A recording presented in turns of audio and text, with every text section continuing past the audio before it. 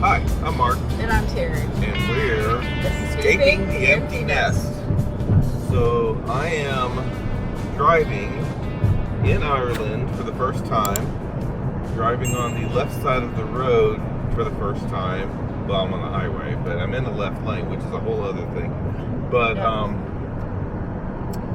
so this is first time driving in Ireland, and picked up the rental car. Now, what you got to understand about driving in Ireland is when you rent a car, most of the cars, especially the affordable ones, are going to be manual transmissions. There's a huge upcharge, it was going to be over double what I'm paying for this one to get something with an automatic transmission. So I've driven a manual transmission before. I've owned manual transmission cars, driven them on a daily basis, but it's been about 6 years. So I got in this car and tried to start it, and I forgot to hold the clutch down.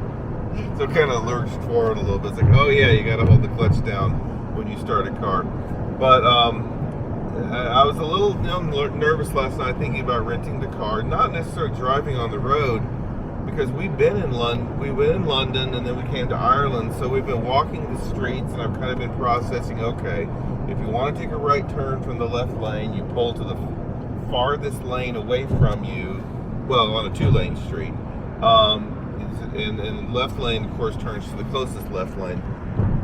But so I've been mentally processing that. But then I was thinking last night, I've got to shift with my left hand, which I've never done before. But I'm left-handed, so not that bad, and it ended up being not an issue. So it all came back to me pretty fast. But just realize that if you don't drive, if you're not good with the manual transmission, which these days not many people are, you're going to have a huge upcharge for an automatic, and I would not just wing it, American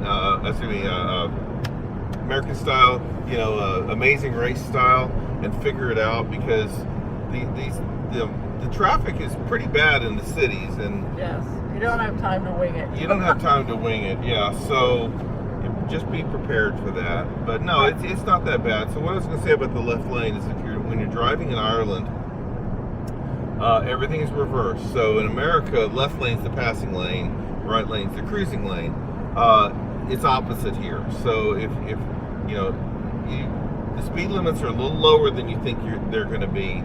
So I would just, as a tourist, as a novice, as a non-local, just camp out in the left lane and just be comfortable unless you have to pass somebody, and then move right back to the left lane. Don't camp out in the right lane, because you'll tick some people off, no doubt about it. But yeah, so the main warning is get ready for those automatic transmissions to be much more expensive. The CDW, the collision damage waiver, is required here unless you have a credit card that covers you insurance-wise. We have the Chase Sapphire card, and they have very good car insurance policies, but I had to get a letter sent to me and print it out and show it to them that shows that Chase will cover insurance for this car. And they looked at the letter, okay, you're covered, you're fine. So I didn't have to pay for the insurance, and the insurance is as much as the car. It can be very expensive. So if you do have a credit card that covers insurance, make sure you get that letter from them. Just showing them the credit card is not enough, or telling them it's not enough. Let's see what else. Do you have anything else to add to this conversation? Nope, you're the one driving. You're the one that went through the whole process. Just make sure we don't miss our exit. It was a fairly easy process. I took about 80 pictures walking around the car of every little paint chip, because I read reviews that this particular Hertz location is really picky. Exit at junction 8. This particular Hertz location is really picky about damage. They supposedly sent me an email, or said they were sending me an email with images of previous damage. In 600 meters at the roundabout, take the third exit onto R148. I didn't get it, and I didn't trust it.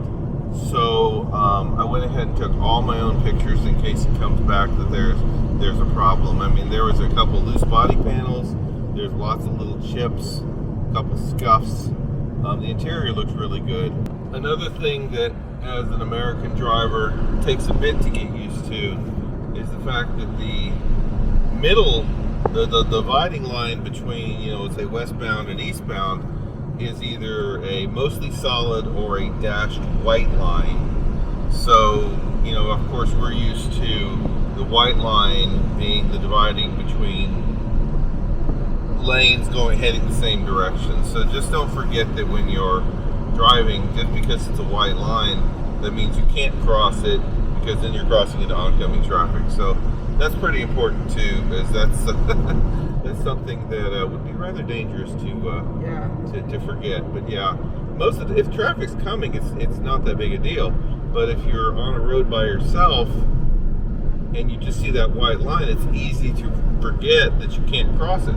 You shouldn't cross it unless you're passing somebody, and, you know, I guess passing lanes are a thing here. So turn around the camera and see what I'm talking about.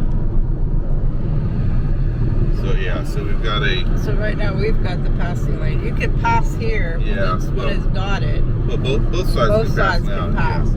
But when you get a solid line with a dotted line, then whoever has the dotted line on their side is okay for them to pass, and you're not. But you notice the yellow line is on our left, which we're used to that being the dividing line between lanes in America. It's the switch. It's the opposite.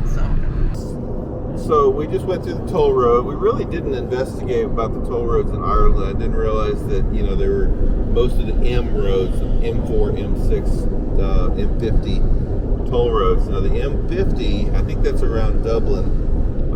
You'll be billed, they'll mail it to you, I guess through the rental car company. I don't even know how that works, but we weren't planning on using the toll road around there. But it was much faster and more convenient to take the M road to Galway. Yeah.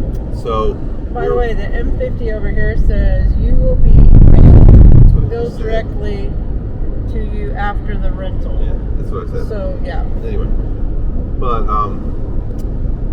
so we just went through the toll road, and it was €2.30,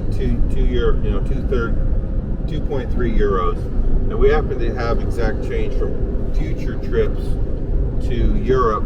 We had a bunch of euro coins, so that was very convenient. The basket we threw into said exact change only. So if you're going to take the toll road, you may want to have some change. Did you notice if there were booths with active people that you could have fed bills to? I did not, but I know the lane we went through was exact change only, so I imagine that there were several other booths that I can imagine would have had the same.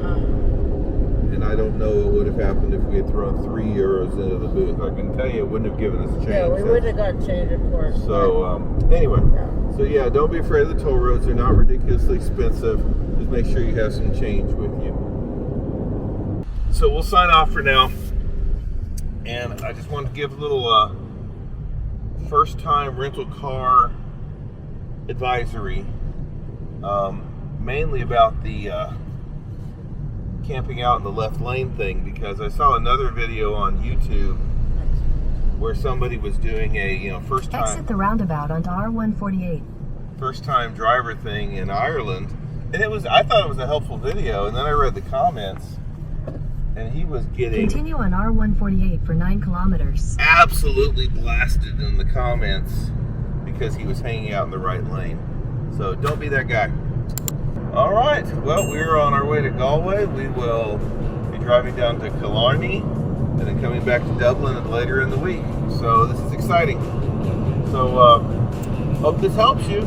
Enjoy Ireland, and bye for now.